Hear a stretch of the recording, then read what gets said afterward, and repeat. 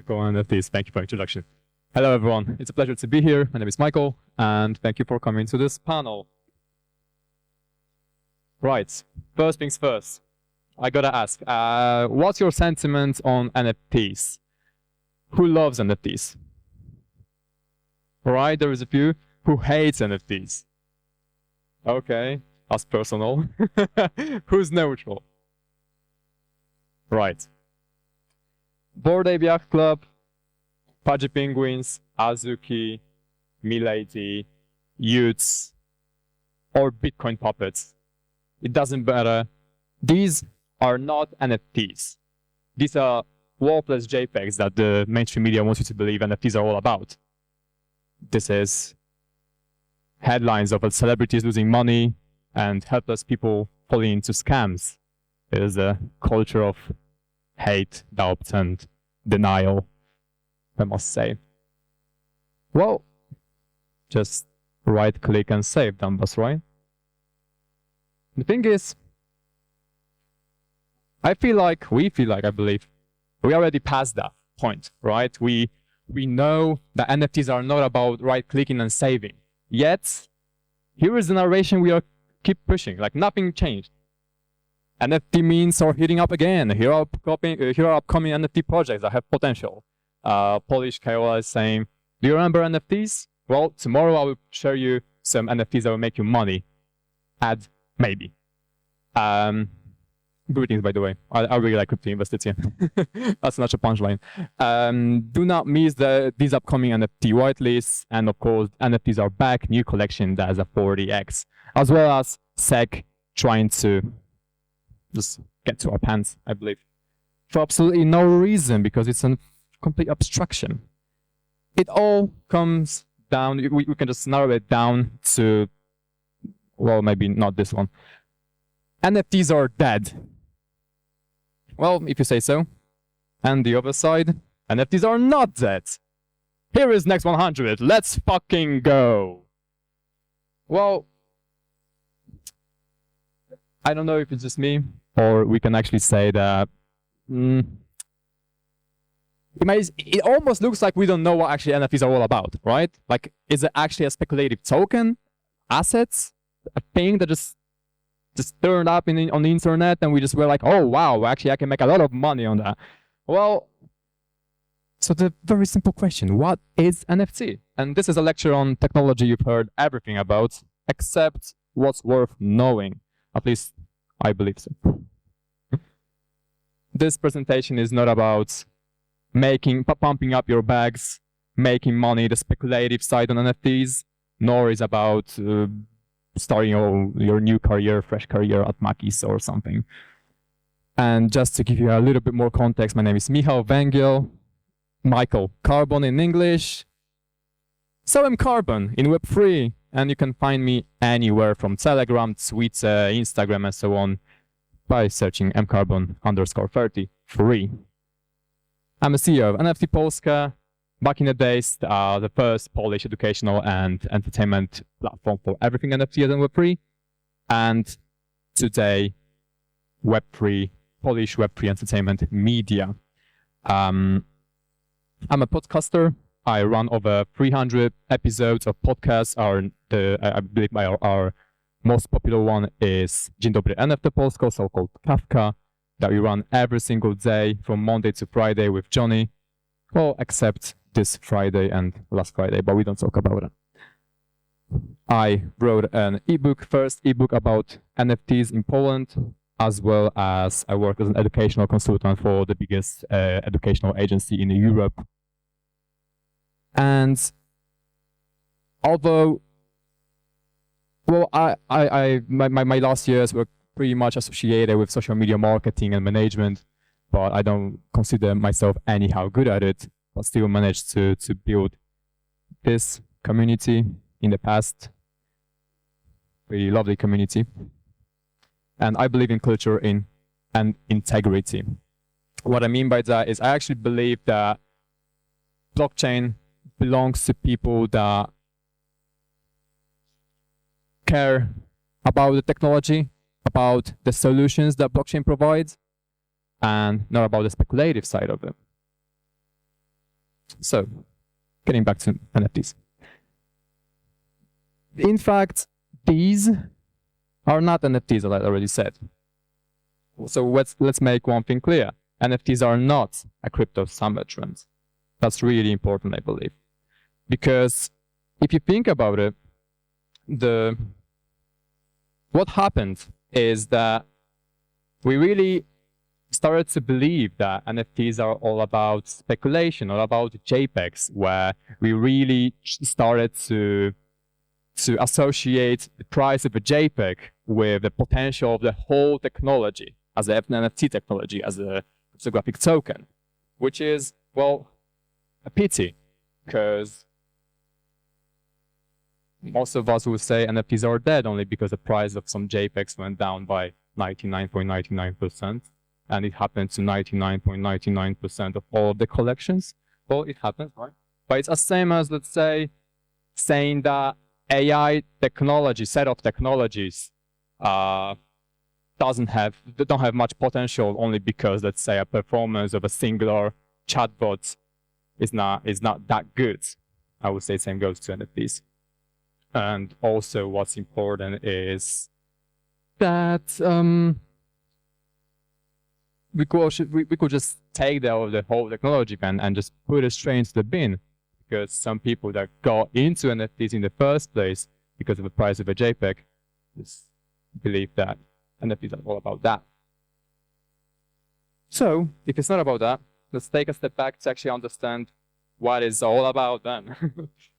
And it's in Polish, pardon, but I really like this graph just to quickly remind all of us that, in fact, Web3 goes to the internet for creators, the internet in our own hands, right? So the internet where we own our own things, the internet where no one can just take it from us, and we can just do whatever we want with it. I like to say that Web3 is the new generation. Oh, actually, should I have my mic a little bit closer? Yeah? Okay, sorry for that. And yeah, it's a new generation of entrepreneurs, investors, developers, artists, and creators. Web3 creators. So, what is NFT? Non-fungible token, we know that, right? I feel like the first time we all heard about NFTs, we were like, all right, non-fungible token, what the heck is that? Well, the definition is a non-fungible cryptographic token on a blockchain used to verify ownership and authenticity of a digital content or physical item. It does explain a lot, yet we still believe that NFTs are about selling JPEGs on let's say, OpenSea. Okay, so let's ask ourselves, what problem does NFT actually solve then? Well, in fact, it solves the huge issue on the internet we actually still have, but it's a lack of ownership and verification of content authenticity in the digital sphere. Let me explain. We moved all the parts of our real life into the digital sphere, right? When it comes to socializing, we have social media. When it comes to shopping, we have online shopping, entertainment, YouTube, Netflix, and so on. But when it comes to ownership and verification of content authenticity, we actually didn't have an answer till now, because we can say NFTs or any kind of cryptographic token that kind of works similar to NFTs, because what's really important to mention is that I'm saying NFTs this, NFTs that, but in the future we might have something very similar that was based on the NFT concept. That's important. It doesn't matter whether it's NFTs, SBTs, or any FTs, it still comes from the same idea of the token, cryptographic token, and that NFTs inspired. Oh yeah. So, NFTs can be, of course, photos, posts on Twitter, full profiles. I mean, yeah, posts in general, full profiles on social media, diplomas, songs, tickets, gaming items, IDs, and of course, any art, as we know. I feel like I could tell you a brief story of NFTs, but maybe there is no point in that, so I'll just quickly go through the slides. We started with colored coins in 2012 on Bitcoin. We are not really sure if that was a specific time where the whole NFT thing started, but yeah, actually in 2013, Vitalik with, I forgot who, wrote a white paper on it. So maybe that's the official start of NFTs. Then we had, in 2014, Quantum by Kevin McCoy, the first art on blockchain. Then 2015, Spells of Genesis by Everdreamsoft, the first tokenized gaming item. 2016 were Pepe's collectibles, memes maybe, yeah. 2017, of course, CryptoPunk by Larva Labs, first EFPs, then CryptoKitties by Dapper Labs, first gaming on blockchain, 2020 collectibles, 2021, of course, Beeple with his Everyday is the first 5,000 days, and then the worst happened, because with Bored Ape Yacht Club, that started the whole concept of selling JPEGs and turning the overall concept of NFT technology to this very single small idea of selling JPEGs on the market, black market even. Yeah, and also we got Pudgy Penguins by some students. I just wanted to mention that actually Pudgy Penguins were literally made by some students. Then it was overtaken by Luca. So yeah, since 2021 we had a full supernova, I could call it. The times where everyone got really hyped on NFTs. Like, I mean, you know what I'm talking about, right? And the same happens to companies. Like, all the companies wanted to jump on the blockchain. Wow. Well, yeah, let's make some money. Actually, on this list, there is some diamonds up there. Let's say Fox with their Verify protocol, which is pretty good. And yeah, there is some more, but most of it died in really painful death. So, to make it clear, actually, you know what? Pardon me, I gotta take a sip. Am I very refreshing? Very good.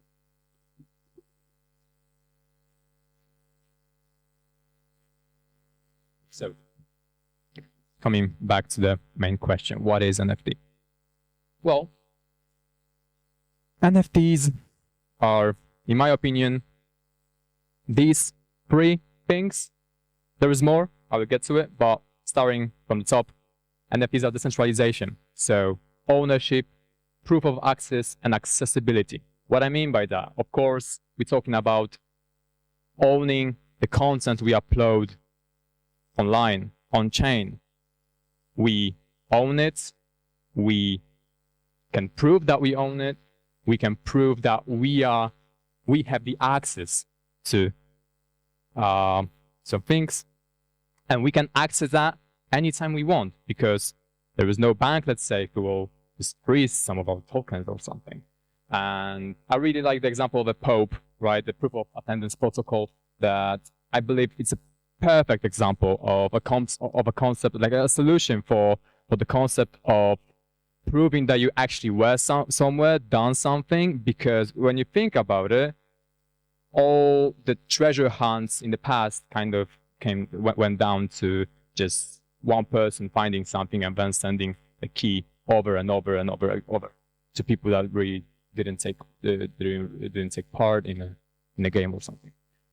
So Pope actually solves that, right?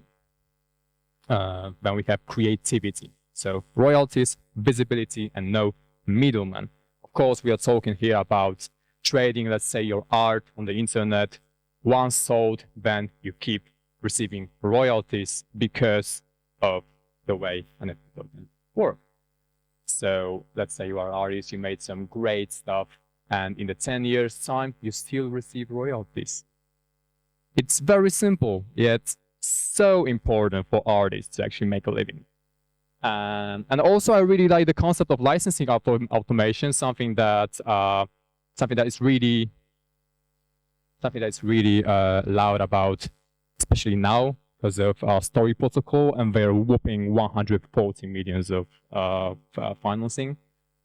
They came up with the idea of building the whole blockchain where you can automate IPs. So as a person who create IP, you can decide, you can not only automate the whole process of licensing the IP, but also you can control what kind of license a person who buys it from you actually receives. Then we also have solutions and benefits. So I just decided to put everything in one huge box when it comes to fashion, gaming, music, collectibles, communities, etc. NFTs just provide many different use cases, such as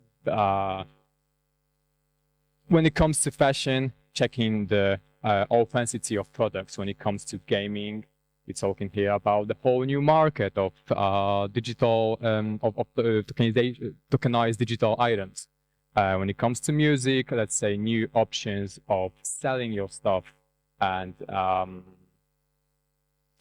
interacting with your audience. And yeah, collectibles communities, same thing. I believe you know what I'm talking about. But actually, the reason why this whole panel happened, like in my head as an idea, was because I actually understood, wait a minute, people are completely unaware, it seems like it, of the biggest thing about NFTs. And if you already heard about it, well, congratulations. I feel like you might belong to 1% of people in the world that actually heard about it. Because when it comes to the future of NFTs, I could just show you this.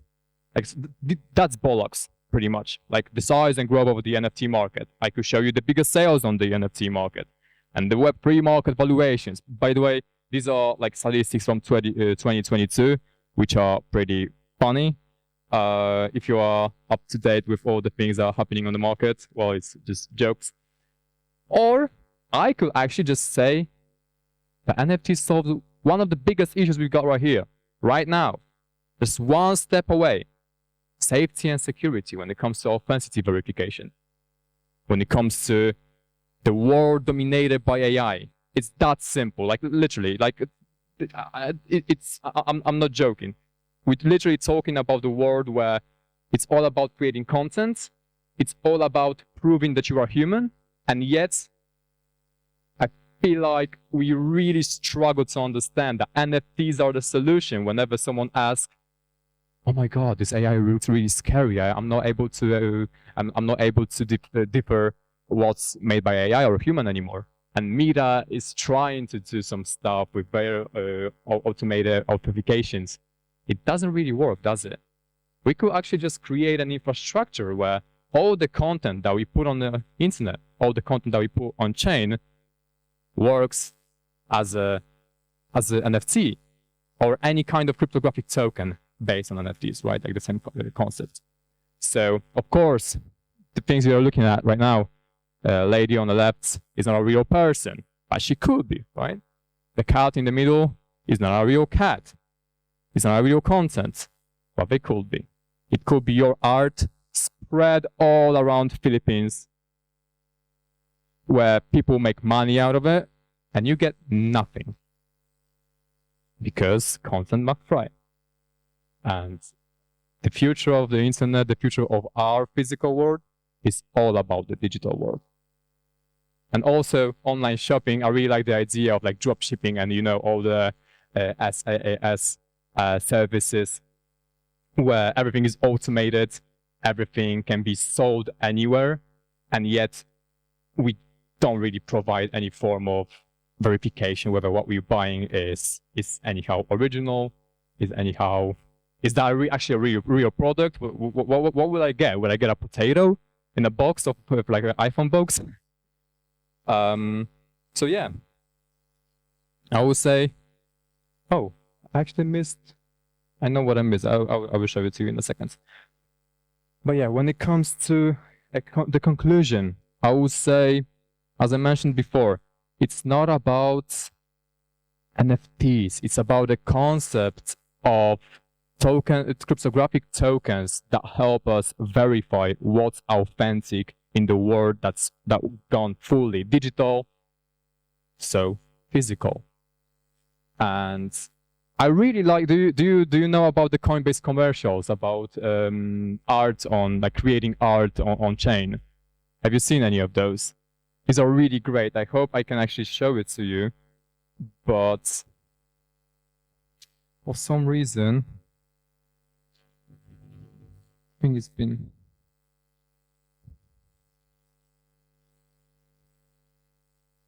Can I do it from that?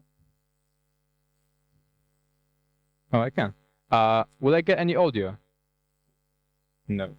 Or I would just turn my volume max. When you posted Mr. Miggles' afternoon snack, he got lots of love. But then Miggles started popping up in other places. Mr. Miggles was going viral, and at first it was fun. But then it kept going. They were making Mr. Miggles say things Mr. Miggles wouldn't say, making Mr. Miggles lick things Mr. Miggles wouldn't lick, using Mr. Miggles to sell things that Mr. Miggles couldn't sell. And guess who reaped the rewards? Not Mr. Miggles. They used his content to boost their algorithms. Miggles drove the traffic, but Miggles missed the income. And the internet that should reward making things totally sidelines the creators who make it possible. But if Miggles had started out on chain, then he could control his content. And everyone could know that he is the real Mr. Miggles. And he could get paid directly. And isn't that what it should be? An internet by creators for creators that rewards the creators who create the creative creations we love. So, when it comes to the ad, I gotta say, for now, it is some kind of a utopia, right? It doesn't work like that for now. What's funny is that straight after that advert came out, someone made a meme coin and made loads of money on that. Of course, Mr. Miggles did not get anything. So the whole point of the ad kind of missed, but it shows us a really interesting concept, right? That it's not that much of a concept anymore. It's becoming reality just now, just here. And every person who's saying the NFTs are dead, NFTs are all about selling JPEGs online, on chain, actually, if you are that person, you add to the very long process. You add problems to the very long process of increasing the adoption of such solutions, because, as I said, we don't have such solutions. Don't work for now, but they will, because they have to. Because if you said, well, how long do we need to wait till such infrastructure actually become reality? Well, it's pretty obvious, isn't it? That would be the time when AI would become really a real problem, real deal. It's happening right now, but not long till we are really. And then people will remind themselves of the solutions both the cryptographic tokens such as NFTs actually offer. Yeah. Don't hate on NFTs, guys. I believe that's it from me. Thank you.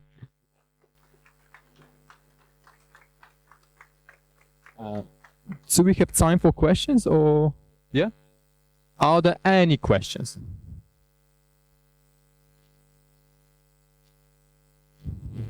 Yeah, sure thing. Sorry.